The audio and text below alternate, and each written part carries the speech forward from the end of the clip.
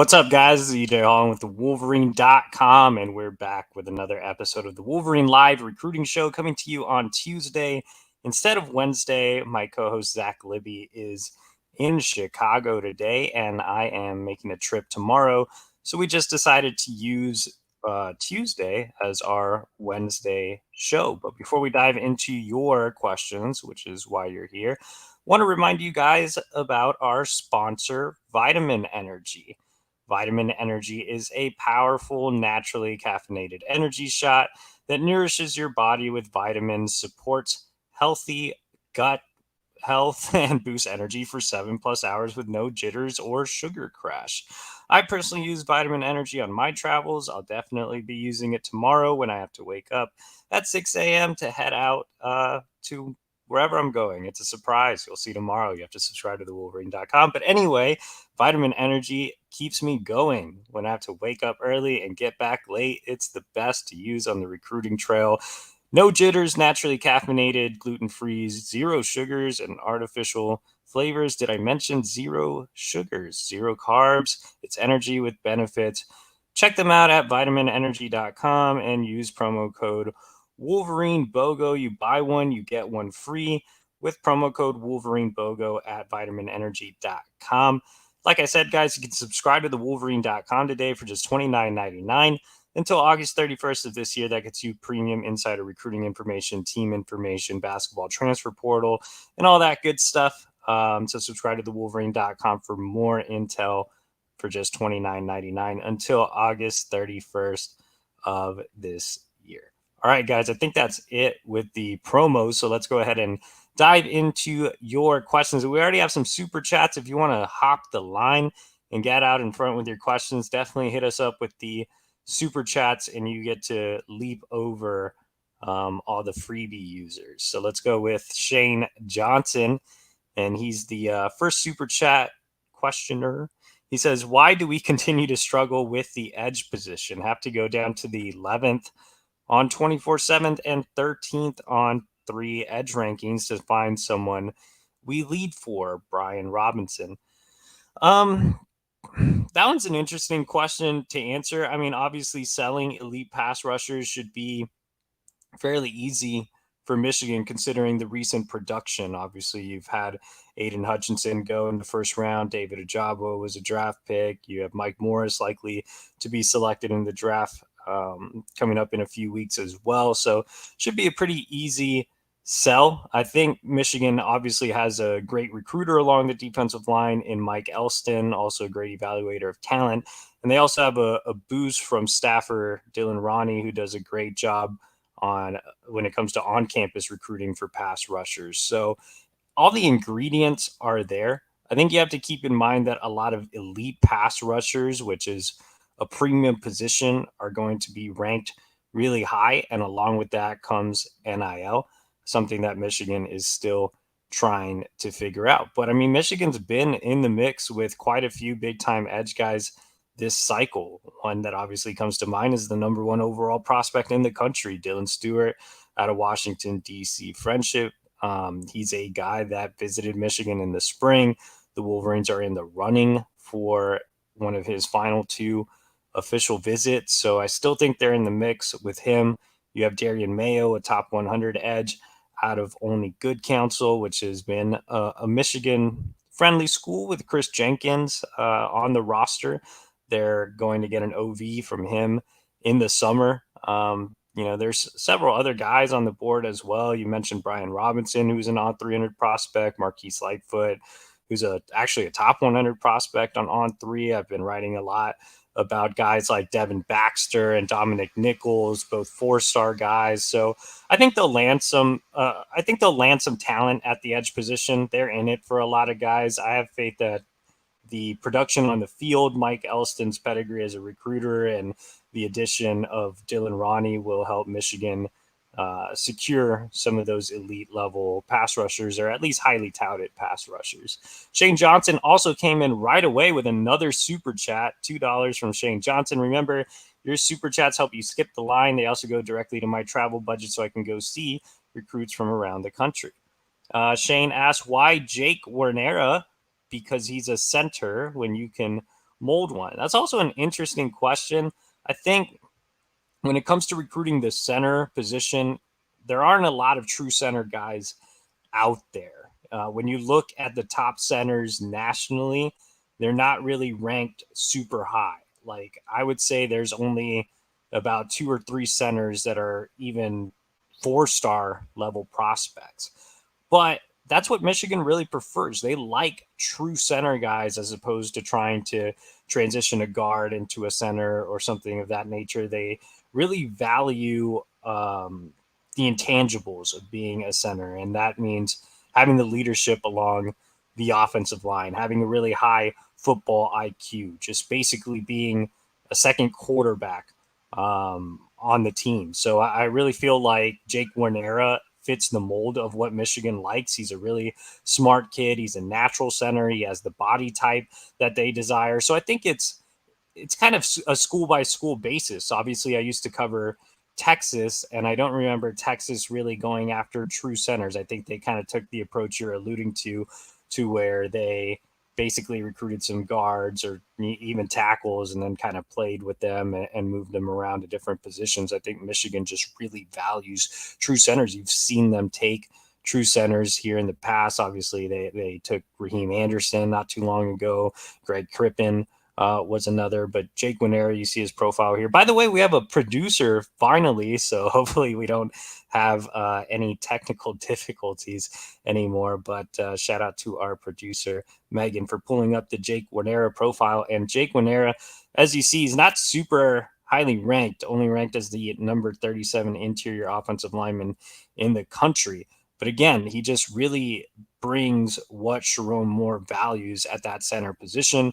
Michigan obviously trending in the right direction here as he's set to make his decision at the end of the month. I have a prediction in for the Wolverines.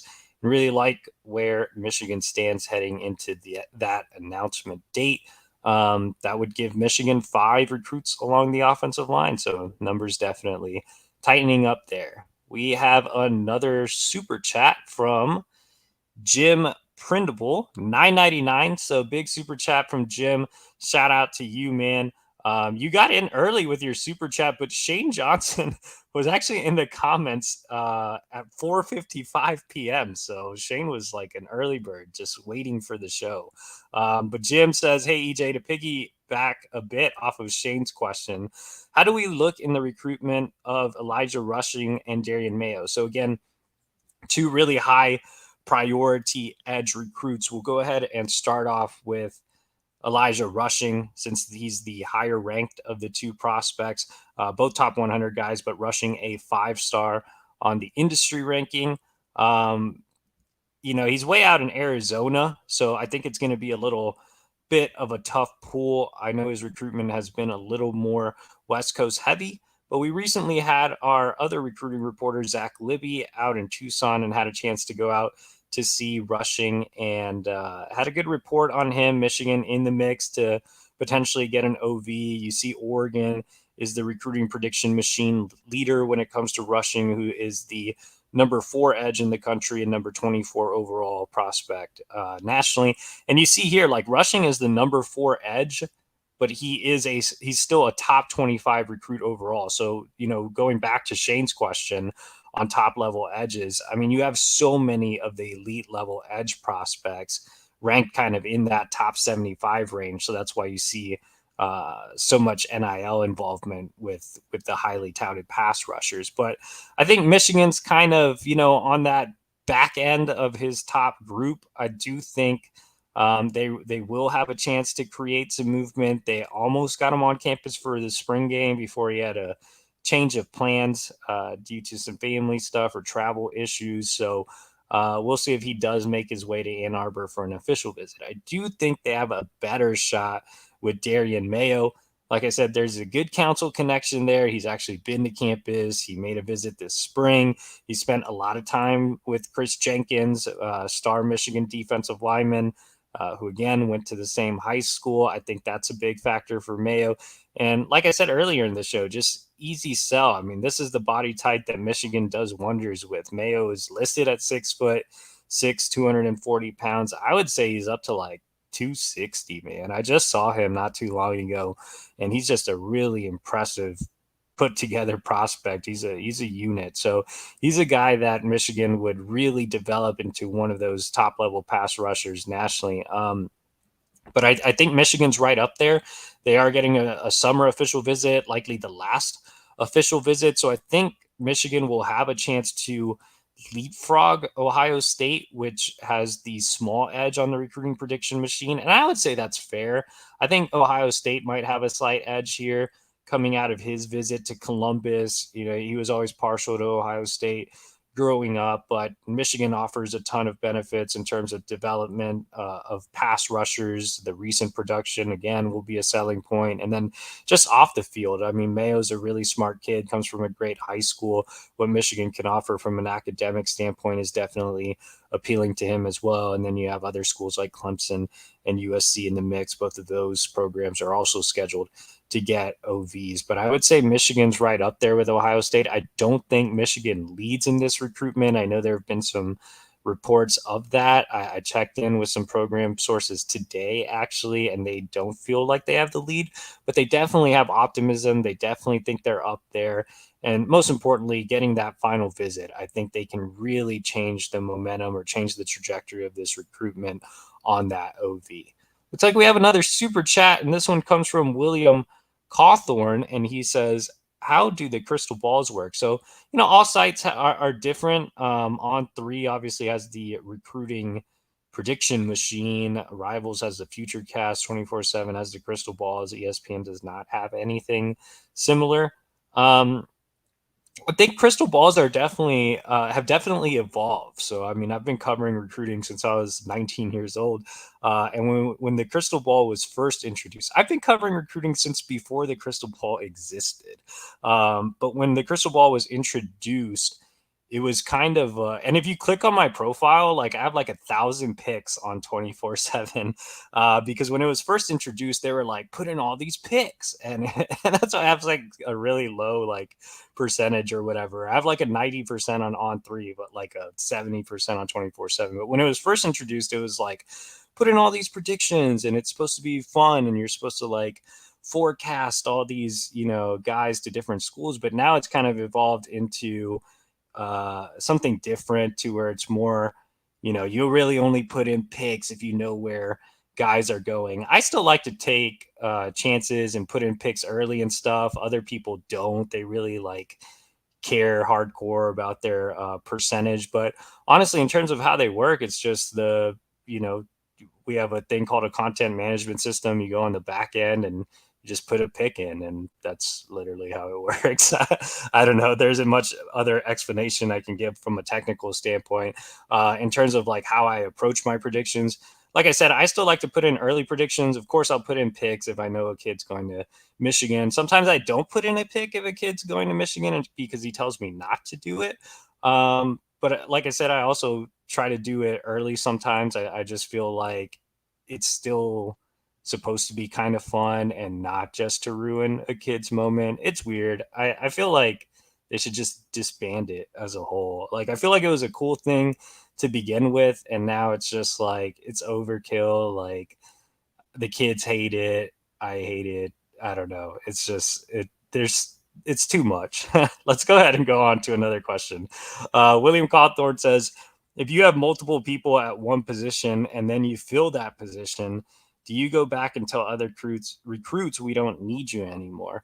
So in general, I think if you fill up on a position and you know you're not going to take a certain kid, I think you just kind of respectfully say, hey, we filled up on numbers, but at the end of the day, you know, we may circle back to you. We're going to keep track of you, and just keep that connection going. You never want to burn a bridge with a kid, and you certainly don't want to burn a bridge with a high school coach, especially if you go back to the well and try to recruit others from that same program. So I definitely think it's more of a honest, you know, cautious approach as opposed to just completely ignoring them or something, though some programs do that. So definitely a different approach for everybody. But I think in general, a lot of schools are pretty respectful of the kids they recruit. So they usually are just kind of upfront and say they'll let him know if something changes. I think we have one more super chat to get to, and it's RJ Hines, and he says, "Do you think we land Aaron Childs when it's all said and done?" Yes, I do think that Michigan lands Aaron Childs, and shout out to RJ joining with the $4.99 super chat. If you want to skip the line and get your questions answered, make sure to hit that donate button, get your question in to make sure it's answered. But yeah, I do think Michigan gets Aaron Childs. I've had a prediction in since February. I've felt very confident in that prediction over the last couple months heading into official visit season here in the summer. I think Michigan will have a really strong chance to close with Aaron. As you see, he's an elite linebacker, the number 8 linebacker in the country, number 104 overall prospect.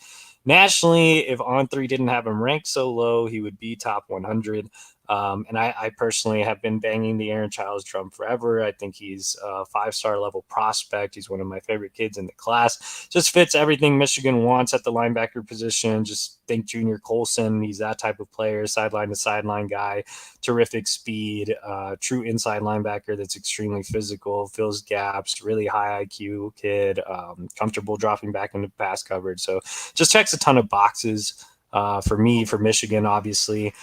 He's a great fit for Jesse Minter's defensive scheme, and I think that's something that's really weighing heavily for him. And I think he's just a great fit for the program in general off the field. He kind of really embodies what it means to be a Michigan type of kid. But yeah, I see Michigan potentially closing here in the summer. I think Aaron and his family are just really careful with the recruiting process. So they wanted to do their due diligence. They want to see programs. They want to make sure that once, they commit to Michigan, it's Michigan. If that is the pick, I don't think Aaron Childs is going to be the type of kid that's going to look around once he commits. I think once he commits to a school, whether it is Michigan or another school, he's going to be firm. He's not going to waver. He's going to be a class leader. And so that's why he wants to make sure to check all the boxes on these official visits. But at the end of the day, I think Michigan is the school that will get a commitment from Childs. Before we move on to our next super chat, do want to present another message from another one of our sponsors, Lewis Jewelers. We want to take a time to really shout out Lewis Jewelers. Lewis Jewelers can help you with your engagement ring and jewelry needs. It's a stress-free and easy working with. It's easy working with their non-commissioned expert trusted advisors, finding that perfect diamond. Stop by and fix any issues you have with finding jewelry or engagement rings or whatever you need, wedding rings. I guess that's the same thing. Anyway, visit them at their new location at 300 South Maple Road in Ann Arbor, or hit them up online at lewisjewelers.com. That's lewisjewelers.com, where Ann Arbor gets engaged and the world gets engaged since 1921. So, that means like Henry Ford was using Lewis Jewelers back in the day. But all right, let's go ahead and go down to Antoine Johnson. And he says, ultimate question. I need a list of who you think we will get to go blue. I don't know if I can give you an entire list. I'll say let's go with three candidates to go blue and pick Michigan here in the near future. Jake Wanero, we already talked about. I think he'll be Michigan's true center take. He's set to make a commitment on April 28th. I think Michigan will land Channing Goodwin, 3-star wide receiver out of Providence Day in Charlotte. Obviously, his quarterback is committed in Jaden Davis. He also happens to be a legacy. His father, Jonathan Goodwin, played at Michigan, so that one seems kind of like a layup there. And I think Amarion Stewart, another wide receiver, Michigan has been leading for him for a long time, 3-star prospect out of Chicago. I think the Wolverines will continue their success in the Windy City and get Amarion Stewart. So that should do it with the super chats. Daniel G says, welcome aboard, Megan. So once again, we appreciate our new producer after weeks of struggles. So I think everybody is enjoying the producer.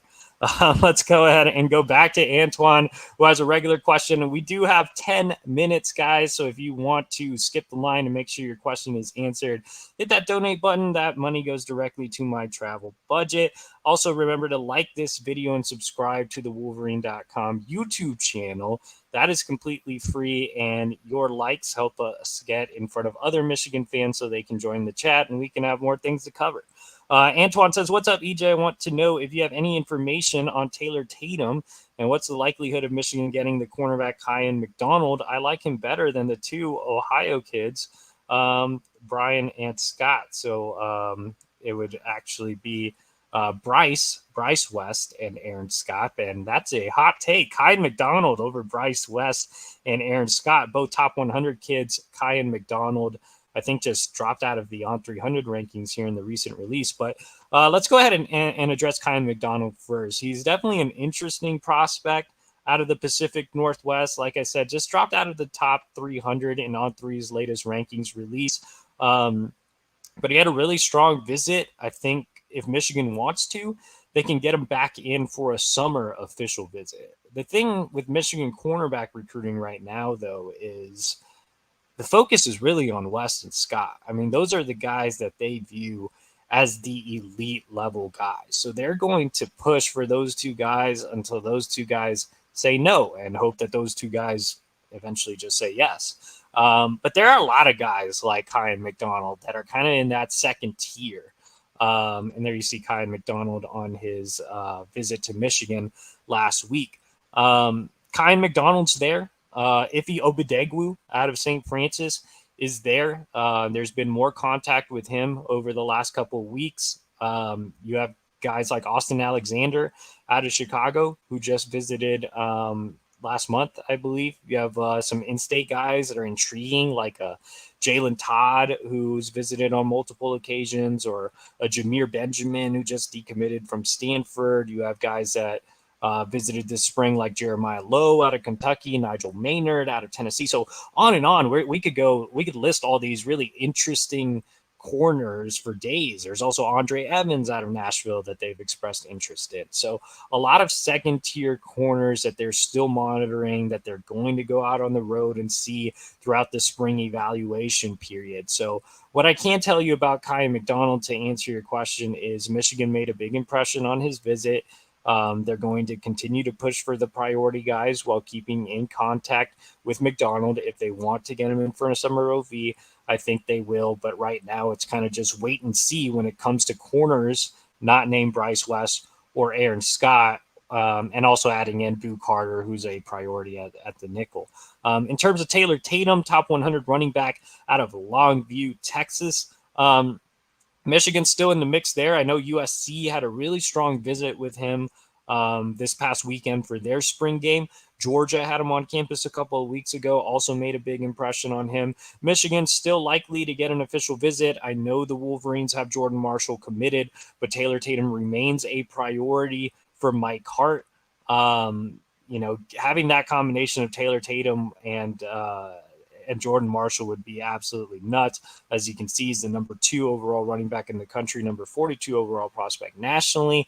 USC's actually taken the lead on the recruiting prediction machine, but a lot of the schools after USC, like Oklahoma, Baylor, Texas A&M, these schools aren't really in the mix, so it doesn't seem like the recruiting prediction machine has updated too much. I would say it's USC, Michigan, Georgia right now. There are a few other schools on the back end as well. But look, Michigan still has a lot to offer. I think the thing that'll always keep Michigan in the race for Taylor Tatum is the baseball side. Obviously, he's a kid that wants to do both sports at the next level. Michigan's baseball program was on Tatum before the football program, so it's not like they're just recruiting him to play football and saying, hey, yeah, you can play baseball as a hobby. Like, he was a serious baseball recruit for the Wolverines before he was even on the football recruiting board. So I think that's something that really appeals to him as well. So they will continue to be in the mix for Tatum. Tatum is wrapping up his baseball season. I think when that is over, we'll have a better idea of things. William Cawthorn says, do you think a recruit will feel slighted if they know you had another person on your board and then have to circle to them? some recruits do feel slighted if they are a second tier option. So like we were talking about with the corner boards, the corner board, obviously Bryce West and Aaron Scott are the two priority guys, and everybody else is just kind of in a weird little mix right now where Michigan's not going to really push for a commitment from any of those guys. Those guys can easily get their feelings hurt. A lot of top tier prospects have some egos, which is understandable considering they're high school kids and they are, high level prospects. But I think guys also understand it's recruiting and it comes with the process. So I think as long as you're straightforward and honest with them and they really like what the program has to offer, they'll stay interested. So appreciate William Cawthorn, who's been a big super chatter tonight. If you guys want to skip the line and make sure your questions get in, make sure to hit that donate button and skip the line with your super chat. That money goes directly to my travel budget so I can go around the country and see top recruits and bring you the latest on Michigan recruiting. So like I said, guys, we have 4 minutes left. So let's try to get through some of these other questions. Let's go with Jackson Hells. And he says, with all of the new offensive line commits, do we still have the lead for Max Anderson? So yeah, like I was saying, earlier in the show, we're kind of in a numbers crunch now when it comes to Michigan offensive line recruiting. Look, I mean, they have 4 commits right now. If they get Warnera as expected at the end of the month, that's 5. I mean, could you get to 7? Maybe, but the number is looking more like 6. So it's going to be, first come, first serve when it comes to the next offensive line spot. And you have some really highly touted guys interested. It's not just Max Anderson, who we'll talk about here in a sec. I mean, you also have Bennett Warren, who said Michigan is in the lead after his spring game visit. You have Michael Uini, who's a top 150 kid out of Texas as well, who visited in the winter. You have Brandon Baker, the nation's number 1 overall offensive tackle, who's coming in for a visit here soon. So there are a lot of options still on that board. There's guys that you could circle back to that are now on the back burner, and it's crazy. These are like top 200 kids on the back burner, like a William Satterwhite out of Ohio or Marquise Easley out of Illinois. But I think Anderson is a priority. He's right in that top group. If he wanted to commit to Michigan right now, they would gladly take Max Anderson. You see the Wolverines have a commanding 96% lead on the recruiting prediction machine. I put in a pick for the Wolverines as well, and like where Michigan is trending here, he is set to make his official visit in June. I'm really curious to see if Bennett Warren tries to take his spot and commit first. I'm interested to see if Max Anderson moves up his timeline and doesn't wait till the official visit season. There are just so many moving parts now that Michigan's down to maybe one more spot if again Warnera commits as expected. So if I had to pick a school for Max Anderson right now, it would be Michigan. But let's go ahead and get to our next question, and it comes from Marquise S. And he says, is there any update on Nick Marsh? So Nick Marsh, in-state on 300 wide receiver who decommitted from Michigan State earlier this offseason. And to answer your question in simple terms, Marquise, no. There's no real update. Doesn't look like Michigan's really pushing for Marsh right now. Obviously, he's ranked extremely high, the number 74 overall recruit in the country, but there just hasn't been much interest either way. Michigan did offer him early. He's been to campus in the past. He does fit what Michigan's looking for as that bigger outside receiver. He's 6'3", 200 pounds. So I definitely wouldn't rule him out. Like I said, there's nothing to really update on Nick Marsh right now. But Michigan is, still high up for other big body types like a James Madison, who just named Michigan in his top 5. There's others like a Josh Jackson or Mekhi White that they could go after as well. So we'll see if there's any movement with Nick Marsh later, but for right now, probably not. Marquise S. also asks, Dylan Stewart doesn't look like he'll make an official visit to Michigan. What are your thoughts? Dylan told me that Michigan's still in the mix for an OV, so I will believe him until he doesn't. He still has a couple of spots left, so we're talking about Stewart, the number 1 overall prospect in the country. Look, he made an unofficial visit in the spring. The Wolverines are still pushing for him. They will stop by his school here in the next couple of weeks. He's actually on spring break this week, so I think Michigan, from my understanding, Michigan is planning to go out to DC and we'll stop by to see him in early May. As you can see, Ohio State is the leader on the recruiting prediction machine. Alabama, South Carolina, Georgia all have legit chances as well. I think Michigan's still in that mix after that spring visit. He was back at South Carolina this weekend. I will say, obviously, Michigan has to get him back for an OV to have a chance. I mean, it's going to be an uphill battle for Stewart either way. But I'm not ruling out that they will get him back on campus for an OV. Let's go ahead and go down to, Jay Mommy with a shout out. Really appreciate everything you've done to keep us informed. Thank you for joining the chat, Jay Mommy. Indigo Ronan says, chances Michigan lands Brady Prieskorn by the end of April. If Brady Prieskorn makes it in this weekend, which is a maybe, I do think Michigan can close by the end of the month. So we're talking about top 100 in-state tight end, Brady Prieskorn. Michigan's been trending there. I have a pick in, really like where the Wolverines stand. And I didn't notice that we are over time. So we're going to go super rapid fire here with any questions. But you can see here our producer, Megan, pulling up the profile. Michigan with a 90% lead for Brady Prieskorn, the number 67 overall recruit in the country. He is still the priority at tight end. And like I said, if he does make it in this weekend, I think Michigan will have a good chance to close with him soon. More shout outs to our producer, Megan, for running the show tonight. We finally have a new producer, so yay. Let's go down to rapid fire. So I don't think I'm going to get to everybody's questions tonight, but let's answer a few more. Marquis S says, any high-end interior defensive lineman Michigan has made any movement on? Obviously, David Pale isn't highly touted, but he's the guy they've made the most movement on out of Pennsylvania. They had a great visit with him. Also, it's Pale, not Pale, as I recently learned. But I think the Wolverines are trending in the right direction there. Ben Ricketts says, what are your thoughts on Drew Miller? Could Michigan go back-to-back with kicker punter scholarship offers? I don't know, man. Numbers are tight. It'll be interesting to see what they do with Drew Miller. But he is obviously one of the best specialists in the country. And Jay Harbaugh really, really values special teams and has shown it giving scholarships to Adam Samaha and Tommy Doman recently. David Roberts says, after Winera, who do you think is the next O-line commit? I mean, I would say it's Max Anderson or Bennett Warren. Victor Rodriguez says, what are your thoughts on James Madison? Think he has all the tools to be an elite, bigger body receiver, just not on the field production. I really like James Madison, the clips I've seen from him. I definitely want to see more. I'd love to see him in person. He comes from a great high school program, St. Thomas Aquinas in Florida. He plays top-level competition. So, yeah, no, I agree. I think he's a really interesting prospect on the outside that could turn into something. Taylor Tatum out of Texas, not coming because of Marshall.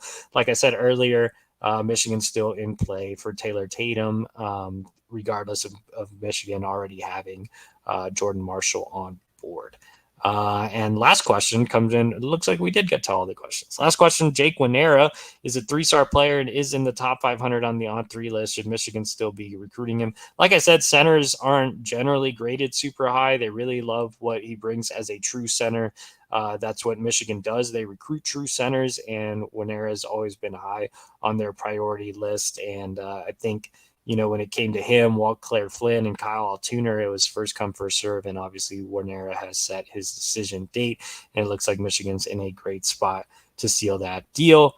And I think we had one more question come in from Daniel G. Shout out to Megan for finding that one. She says, not that it matters, but do you see a day when Michigan out recruits Ohio State? Look, man, if they beat Ohio State again this year, you've kind of seen them closing the gap. They landed Jordan Marshall this year. So I think they've made a lot of movement with guys in Ohio as well. They're giving Ohio State a run for their money with Bryce West and Aaron Scott. If they go and beat Ohio State in the Big House this year, again for the third straight year, I mean, recruits are going to have to those elite level recruits are going to have to take notice. I think a lot of them have already taken notice, which is why you've seen more Michigan, Ohio State recruiting battles on the trail this cycle. So yeah, I can definitely see Michigan out recruiting Ohio State as soon as next year, depending on what happens on the field. And would Ryan Day even survive losing to Michigan 3 times in the row? That would be another question. You just had Brian Hartline getting in trouble with the law, so you never know what can happen. But I really like where Michigan is trending, obviously. So appreciate you guys for joining me tonight. Thanks for getting in with all your super chats. We'll be on the road tomorrow, seeing some big time prospects. You're not going to miss it not going to want to miss it over at the Wolverine.com. So make sure to subscribe for just $29.99 until August 31st of this year. Click that like button, subscribe to our channel for free. See you guys next week.